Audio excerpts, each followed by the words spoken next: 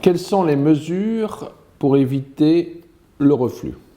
D'abord, il faut distinguer deux reflux. Le reflux préopératoire, gastro-œsophagien, les brûlures acides des gens qui remontent au niveau de l'œsophage, ascendante, avec un goût particulier dans la bouche, et le reflux post-opératoire.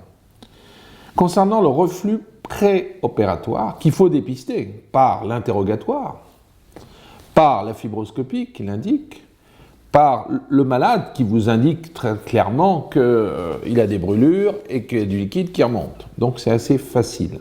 Ce reflux doit être corrigé en péropératoire pendant l'intervention. Il ne doit pas être mésestimé.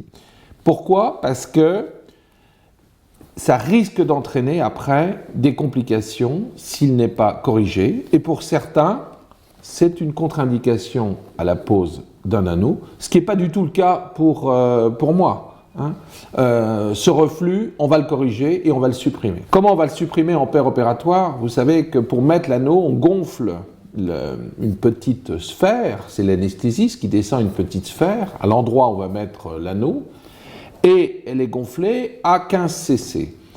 Si en tirant ce ballonnet de 15 cc franchit les mécanismes anti-reflux, franchit le bas œsophage, ça veut dire que l'orifice est trop large. Et à ce moment-là, il faudra faire quelques gestes anti-reflux. Deux principaux.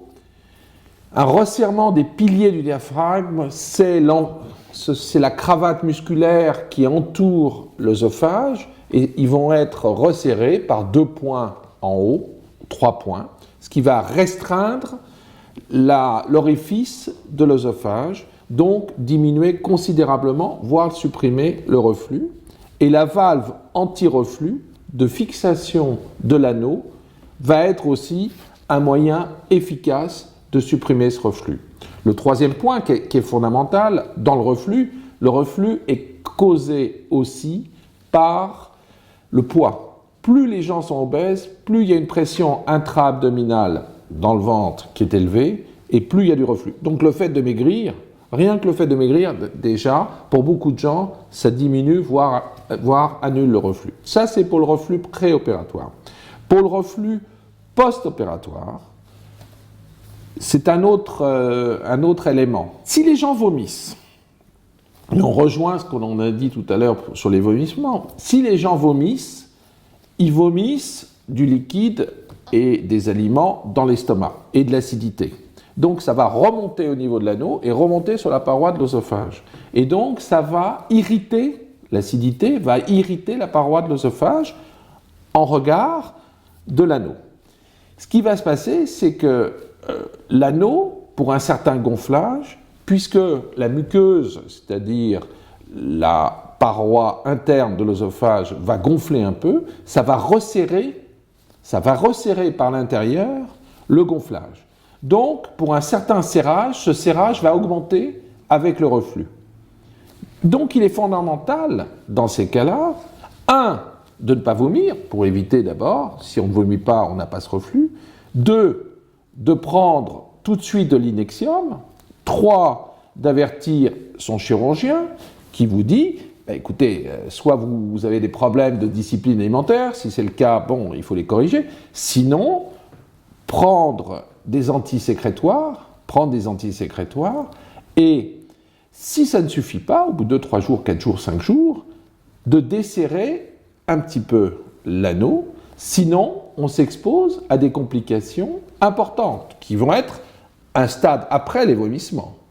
Complications qu'il faut absolument éviter, à savoir des gens qui vomiraient pendant 15 jours, 3 semaines, 2 mois, 6 mois, une dilatation qui va s'opérer, parce que plus il y a de vomissements, plus il y a d'acide qui va remonter, et plus la muqueuse va gonfler, et plus l'anneau va se serrer. Donc on est dans un cercle vicieux terrible, dont on ne va pas pouvoir sortir qu'en dégonflant l'anneau par le chirurgien.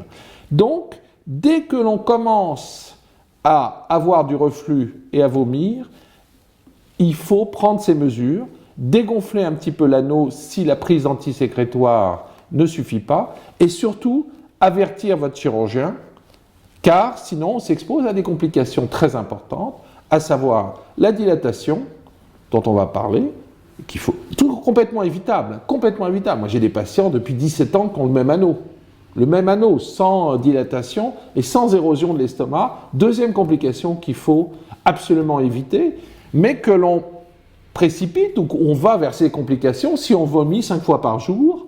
Et moi, je dis aux patients, dès la première consultation, attention, ce n'est pas une technique où je peux manger n'importe quoi et je vomis. Et je vomis 4 ou 5 fois par jour et je remange et je vomis.